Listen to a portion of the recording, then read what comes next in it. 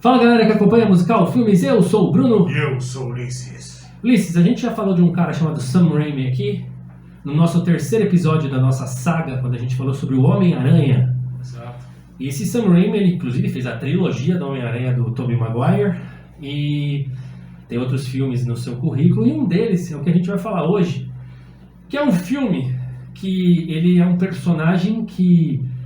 A ideia inicial era ser um personagem que existe num quadrinho, né? Só que como ele não tinha direito disso, não conseguiu direito, ele fez um personagem meio que inspirado nesse personagem que ele queria fazer primeiramente. E ele criou esse filme que é um filme que cultuado, né? Pode dizer assim que é um filme cultuado. Ele tem um mix de todos os personagens cult desse tipo de thrillers, né? De ficção científica. Inclusive, se você procurar sobre esse filme, crítica, tem uma crítica que é assim: o melhor filme que ninguém assistiu. Bom, eu assisti. A gente está falando aqui de Darkman, A Vingança Sem Rosto, de qual é o ano? 1990. 1990, um filme então de Sam Raimi, que é estrelado pelo Liam Neeson. E pela Frances McDormand. Isso. E tem também o irmão do Sam Raimi, o Ted Raimi. Que deve estar em vários filmes dele. Sim. E o vilão, Larry Drake, que faz o Duran. Isso, Duran. E tem uma participação especial de um cara que todo mundo conhece. Vamos deixar pro final. Vamos deixar pro final. É isso aí. Então, Ulisses, vamos tentar explicar quem é o Darkman e quem que ele se inspirou para fazer esse personagem. Bom, a gente precisa falar quem é Darkman, quem é Liam Neeson e quem é Sam Raimi, né? Então vamos começar primeiro pela obra. Darkman. O Darkman, ele tem bastante do Sombra, né? Que é um personagem que surgiu no rádio. Sim. E da época da radionovela, tá? Estou falando isso aí. É chamado de The Shadow, né? The Shadow. E depois ele veio a ter os quadrinhos, né? E posteriormente ele foi ter um filme em 94 com o Alec Baldwin, né? Ele tem então um pouco do Sombra, um pouco do Dr. Jekyll e Mr. Hyde, né? Que é aquela coisa do médico e o monstro. Um pouco de um personagem da DC de 76 chamado Retalho, né? Que tem as bandanas, tudo, né? E um pouquinho de Fantasma da Ópera. Ele tem assim essa junção. Pra você ver um pouco realmente. É uma criação da cabeça de Sam Raimi. A gente tinha falado, até eu preciso fazer um pedido de desculpas, que a gente falou que seria um filme de quadrinhos. Na realidade, o Darkman é inspirado nos quadrinhos, né? Sim. É um personagem novo do cinema. Naquela época ele foi muito relevante, do tipo assim, olha, é assim que um filme de quadrinho deve ser. Óbvio que por causa ele envelheceu ruim, né? Ficou muito preso à temática da época, à tecnologia da época, tudo bem? Mas ele foi bom para a época, né? Ajudou a não lançar, mas emplacar a carreira do Liam Neeson, porque até então ele só fazia ponta, não tinha nenhum protagonismo de sucesso, né? Tinha feito em 88 o Dirty Harry, né? Com o Clint Eastwood. Ele fez 78 o Peregrino, 81 ele faz um dos Cavaleiros de Excalibur, né? Que é um filme maravilhoso. 83 o Cru, né? Que é uma saga medieval, mágica. E você vê, agora em 90 ele faz o Darkman, né? Que é o protagonismo de um ator irlandês. Sim. Né? De 1,93 m. E aí depois disso ele vira como se fosse a chave e ele até entra para a lista de Schindler. Depois isso, aí ele faz a lista de Schindler em 93 e 95 o Rob Roy, e aí o resto é história, né? Então o Sam Raimi juntou esses elementos, ele criou um pouco de detetive, um pouco de ficção científica, um pouco de filmes policiais daquela época que estavam vendendo bastante. Sim. De Máquina Mortífera, 48 Horas, tem um pouco daquela pegada. E foi exatamente no ano seguinte do Batman. Então ele tem muita influência do Batman do Tim Burton, porque o Batman do Tim Burton ele foi um marco na história do cinema, tão grande quanto o Superman de 78, foi em 78. Né? Porque o Superman de 78 ele inaugura respeitosamente, né, a porta dos heróis para o cinema. Mas o Batman, ele dá o tom, o Batman Tim Burton. Então, a partir do Batman Tim Burton, todo filme de herói, ele é sombrio, escuro, personagens de roupa preta, personagens doloridos. E é legal a gente falar que a gente falou de 3 filmes aqui, que inclusive são os 3 primeiros episódios que a gente fez aqui. Falamos sobre o Superman 78, que tá aqui, ó. quiser assistir, é o primeiro episódio que a gente falou. Então aí tem o Batman de 89, que tá aqui, né? Que foi o nosso segundo episódio. E tem o que a gente falou do Sam Raimi, o Spider-Man, o Homem-Aranha de 2002, que tá aqui, o nosso terceiro episódio. Então tem a influência desses três, na verdade assim, mais do Batman e do Homem-Aranha, porque o Homem-Aranha, o cara que criou, né, foi o Sam Raimi, que trouxe pra tela em 2001, e antes ele fez esse filme, né? Mas ele tem essas inspirações dos anos 80, e inclusive o Sam Raimi tem um filme que é engraçado as traduções brasileiras, né? O filme chama Evil Dead, que é de 81. A Morte do Demônio. A Morte do Demônio, mas também chama Uma Noite Alucinante. Uma Noite Alucinante. Uma Noite Alucinante. Que nesse filme, o personagem principal, que está no Spider-Man, que é o Bruce Campbell, era quem ele queria que fosse o Darkman, que é Peyton, o nome dele. Né? Peyton Westlake. É. Só que o estúdio falou, não, ele não, é muito ator canastrão, e aí por isso que foi o Liam Neeson. Só que só um spoiler, esse filme de 90, no final do filme o Darkman coloca uma máscara e ele vira o Bruce Campbell. Aí ele faz uma câmera. O Bruce Campbell, antes do Stan Lee, ele era o campeão dos camelos, né? Então é só esse é o easter eggzinho que tem, né, que ele vira o Bruce Campbell porque a ideia inicial do Sam Raimi era ser o Bruce Campbell, ser o ator para fazer o Peyton no filme Darkman. Isso. Né? E o A Noite Alucinante, ou Morte do Demônio, o que for, são filmes assim, terror / trash, né? Especialista o Sam Raimi nessa linha. Tem um quê de comédia também. Tem um pouco de comédia, bastante de terror, um pouco de suspense, cenas um pouco desagradáveis aos olhos, e ele trouxe isso para esse filme. O enredo. Bom, o personagem do Liam Neeson, o Peyton, é um doutor, junto com um colaborador dele lá, que eles trabalham... Ele tem uma esposa, noiva? Noiva, né? Noiva. Que é a Frances McDormand, que é vencedora de Oscar, tudo, que é outro easter egg, uma curiosidade. Ele queria a Julia Roberts. A Julia Roberts era para ser ela, a personagem que o Julie. Interesse amoroso. A Julie. Deveria ser a Julia Roberts. Mas aí ela falou assim que não deu para fazer porque ela resolveu assumir um outro filme que ia ter conflito de agenda. Esse outro filme foi Uma Linda Mulher. Então ela fez uma boa escolha. Ela fez uma boa escolha. E a Frances McDormand, olhando os trabalhos dela atual, esse aí é o típico trabalho de mocinha, né? Se bem que não é uma mocinha que passa em branco. Isso que é legal. Ela tem um quê de Lois Lane investindo as coisas. Bem interessante. Então, assim, a história do filme. O Liam Neeson, ele é um cientista. Eles trabalham com parte de biologia, digamos assim, né? Eles trabalham com de pele, né? Eles tentam fazer pele artificial para reconstruir quando a pessoa é deformada com alguma coisa. A pessoa que sofreu queimadura, acidentes. Precursor do Missão Impossível. Isso, Só que nunca funcionava, nunca dava certo, a pele sempre se deteriorava, eles faziam os cálculos, não sabiam o que estava acontecendo. E aí teve um apagão no prédio, e aí a última experiência deu certo. Eles, nossa, até que enfim, isso aqui. Aí a hora que volta a luz, ela começa a se deteriorar. E eles percebem que, na realidade, essa pele, ela interage com a luz. Então, na luz, ela só dura 99 minutos. Ela tem um tempo de duração. Ela tem um tempo de duração, ela começa a se deteriorar. Então, ela não aguenta, é uma pele artificial. Beleza.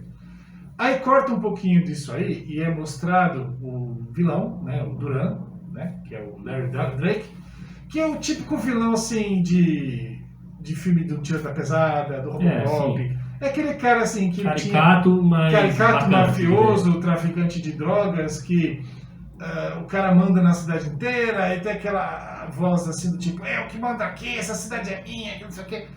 Bem Dick Tracy, bem uns 40 o vilão, né?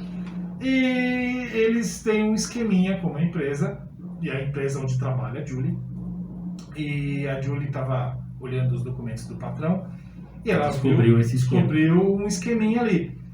E ela tentou avisar o patrão, sem saber que ele fazia parte do esquema, e ela deixou os documentos no laboratório, né? Porque o Liam Neeson, ele morava, né, e trabalhava no mesmo local, e os mafiosos vão até o local, perguntam onde é que tá, ele não sabe de nada, e eles, como todo vilão de cinema dessa época, eles, em vez de matar todo mundo, torturar, ele mata o parceiro, tortura o cara, aí ele deixa, até por isso qualquer parte aqui, ele deixa um isqueiro, depois de jogar gasolina em tudo, ele deixa um isqueiro com aquele pregador tipo, um negócio que marca fica um tempo. Que é um patinho, né? Aí ele vai criando velocidade e ficando mais perto do adicional isqueiro, que é isqueiro americano automático.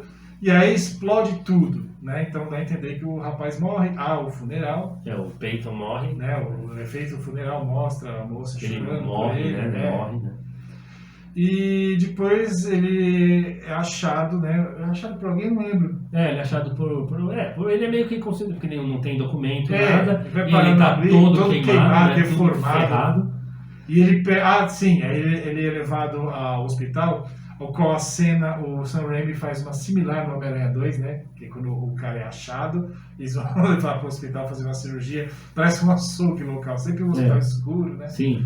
E lá eles explicam, né? Ele tá numa cama giratória. Ele tá todo enfaixado, porque ele tá com o corpo inteiro queimado, ele fica rodando assim, e aí a médica fala para ele, esse cara tem tantos por cento do corpo queimado, tá tudo ferrado. Perdeu todo o sistema nervoso dele, já não liga as coisas, ele já não tem status. Isso aí não, na realidade ele fala assim, ele viveria em agonia para sempre. Só que o que a gente fez? A gente fez um sistema que corta não sei o que lá aqui, e aí ele não tem mais sensibilidade nenhuma.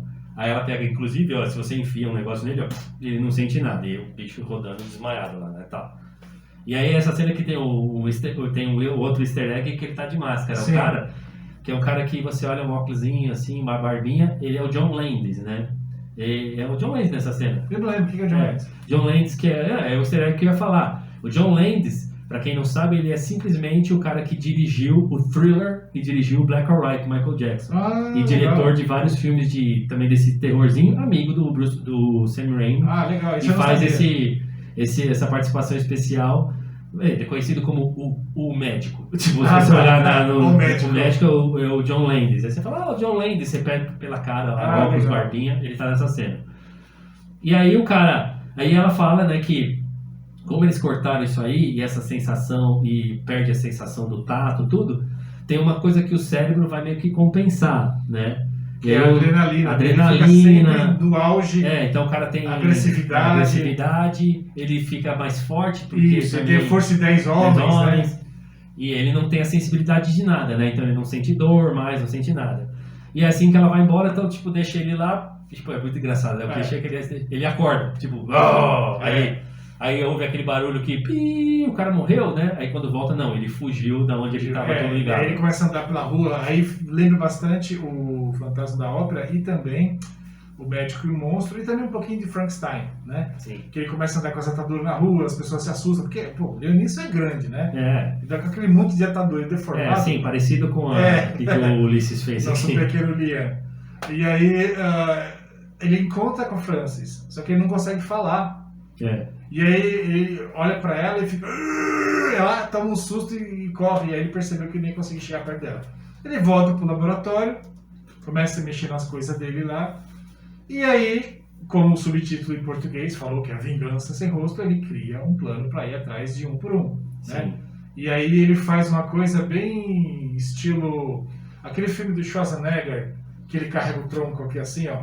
O Comando para Matar. Ele começa atrás de capanga. Na mesma época. É bem aquela coisa de anos 80 e até aquele joguinho de fliperama, Final Fight. Você vai pegando os capanguinhos até chegar no chefão. É classicão dos anos 80. Sim. Né? E aí ele começa a pegar um por um e ele usa essa pele artificial e se disfarça. Teve um que se disfarçou de um capanga e roubou o dinheiro do mafioso. Isso. E que ele faz até uma coisa de mostrar que ele é fiel ao cara que ele põe pra queimar a mão, né? Isso, ele se disfarça do mafioso, ele queima a mão pra mostrar que ele é fodão, só que tipo, ele não sente nada. Só que aí tem aquela coisa que você falou, a pele dele dura 99 minutos, porque ele tá no luz do dia e tal. Então ele tem que fazer as coisas e se priorizar. Bom, e uma das peles que ele faz é a própria pele dele, do Liam Neeson. Isso, aí ele encontra com a Frances, ele fala, aí ele começa a ensaiar, ele faz tipo uma auto-sessão de fonoaudiologia, ele começa a falar, ele recupera, né, o jeito de conversar, e ele falou pra ela, olha, os médicos me declararam morto, mas pediram pra eu... Né? Ele tenta esconder, e como ele percebeu que ela não iria reconhecê-lo, né, com a aparência real, ele aparece de vez em quando, fala com ela, tem uns acessos de fúria do meio, tá conversando com ela mó romântica e dá bate na mesa, grita com ela, que tá bem alterado, né? Mas eles criam um plano para tentar descobrir tudo e no meio do caminho a Julie descobre que o chefe dela estava no esquema com o Duran, com os outros bandidos e tudo. Ele ameaça ela, né? Sim. Ele falou que queria ficar com ela, que aquela coisa, né? O vilão se apaixona pela mocinha. Lógico. Bem Lex Luthor, Lois Lane, bem nesse esqueminha. E no final, como todo filme, né, desse tipo, vamos lutar à noite no alto do edifício. Lugar alto. Normalmente em obras. Em obras, porque não deu pra fazer na Catedral de Notre Dame, porque senão seria lá. Porque o filme é dos Estados Unidos. Estados Unidos, né? Bom, e aí ele consegue tem a luta vingança. final, tal, não sei o quê. E aí ele vence o cara do mal, né? Tem até a cena que o cara prende ele aqui. E aí a cena que a gente tem que ela vê pela primeira vez como é que ele ficou, né? Sim. Ele ficou e a gente, público, vê pela primeira vez exatamente como ele ficou. Porque ele sempre tá com as ataduras meio aqui. Você vê que tá tudo queimado de um lado aqui. Mas você não vê tudo, né? Todo o estrago, né? E aí quando ele tira totalmente a atadura, que ele perde a máscara lá, aí você vê, né? O rosto dele, aqui ele faz como se fosse o esqueleto dos dentes, assim, né? Batendo os dentes, assim, né? Fica aqui, né? Bem trecheira mesmo.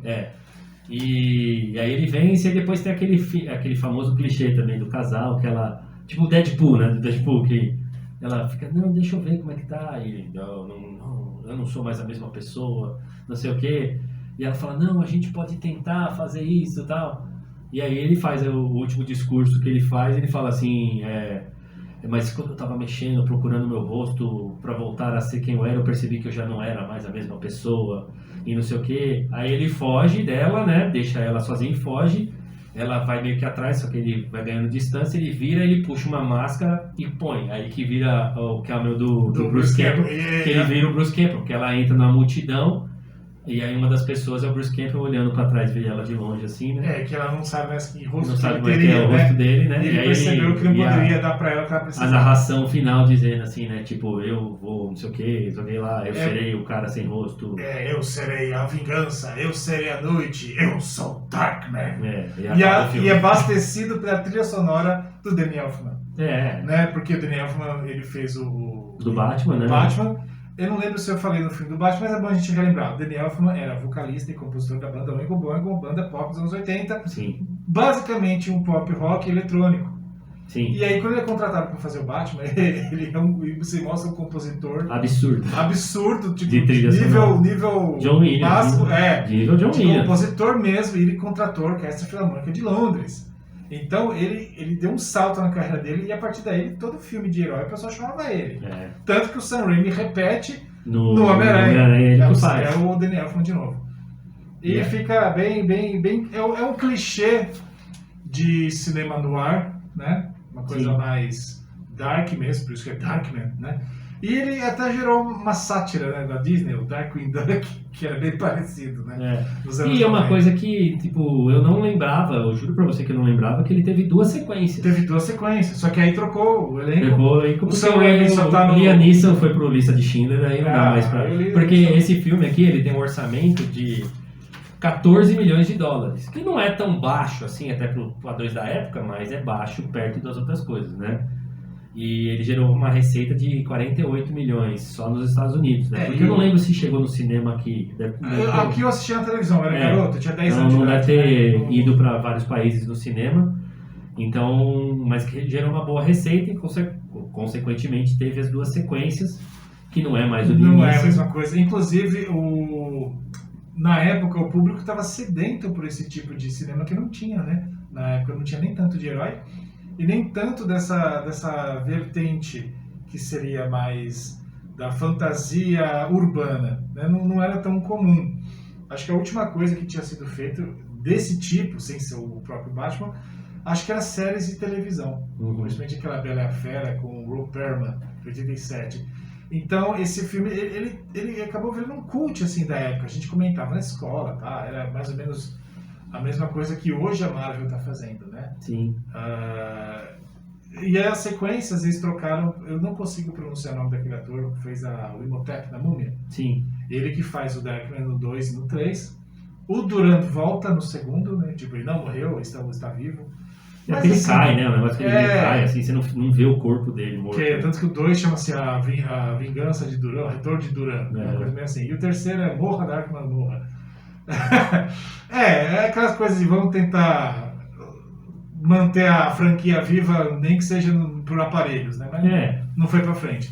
Mas o primeiro, por conta de tudo isso, da criação do Sam Raimi, ele jogou a alma ali, trazer uma coisa nova. Né? É legal você ver o cara que, tipo assim, ele queria, porque é verdade isso aí, ele queria fazer o Sombra,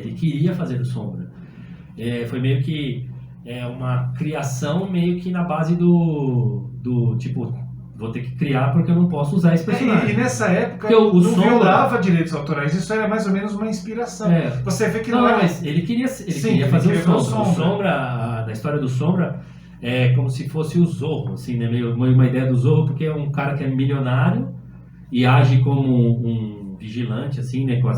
Até com o rosto coberto, o filme assim, mesmo né? do Sombra, a gente precisa falar sobre ele, porque ele mexe com 3 linhas de narrativas assim, ao mesmo tempo. Então ele pegou elementos do personagem, misturou com outras coisas, misturou com essa ideia dele também, que você percebe no A Noite Alucinante, que ele gosta da coisa de terror meio trash, com a prostética do rosto do Liam Neeson, e criou esse personagem e virou esse personagem cult, né? Cult por muitos fãs de quadrinho, de filmes de quadrinho, gostam bastante desse personagem. Esse filme é bem considerado assim por muitos um dos mais legais, assim. Sim. Bom, então esse foi Darkman, A Vingança Sem Rosto. Vale bem a pena assistir aí, você que curte filmes de quadrinho, filmes desse estilo dos anos 80, né? Bem legal para assistir. Acho que dá para você achar aí para baixar, para você assistir no YouTube também. E então vale a pena para também ver o grande salto da carreira do Liam Neeson, que depois ele teve um outro grande salto quando ele fez a lista de Schindler, né? Ele fez a Lista de Schindler, mas depois ele deu uma subida, umas coisas meio assim. Aí quando ele fez o Busca Implacável, ele voltou a ser o ator de ação, Liam Neeson. Sim, eu tenho uma ressalva quanto a isso, mas tudo bem. Eu acho que tá no YouTube Premium, o primeiro. O segundo tá na Netflix, mas não sei porque não tem o primeiro lá. Tem negócio de direitos autorais, mas tudo bem, dá pra achar. Dá pra achar. Até gratuito mesmo. Certo? Então, espero que vocês tenham gostado, né? Deixem no comentário se você curtiu. Como eu sempre falo, gente, não esquece de curtir o vídeo, se inscrever no canal, ativar a notificação para ficar por dentro das novidades da musical, por favor. comentar. E seguindo a mesma temática de vingança, de filme meio estranho, noir, que você fala, né? A gente vai falar de um filme, inclusive é tão ligado, que é um filme que também tem três filmes, mas todo mundo conhece só um, né? Como o Darkman tem 3, a gente conhece mais o primeiro. É o mais relevante mesmo. O primeiro, desse que a gente vai falar no próximo episódio, também é o mais relevante. Não é um quadrinho, é um quadrinho. É um quadrinho, inclusive, o meu visual e a minha vida tem muito desse personagem. Então, a gente vai falar sobre o Corvo. O Corvo, que tem uma história bem interessante, o filme. Por trás das câmeras, uma história interessante e trágica. E a gente vai falar no próximo episódio. Na verdade, toda a história do Corvo é trágica.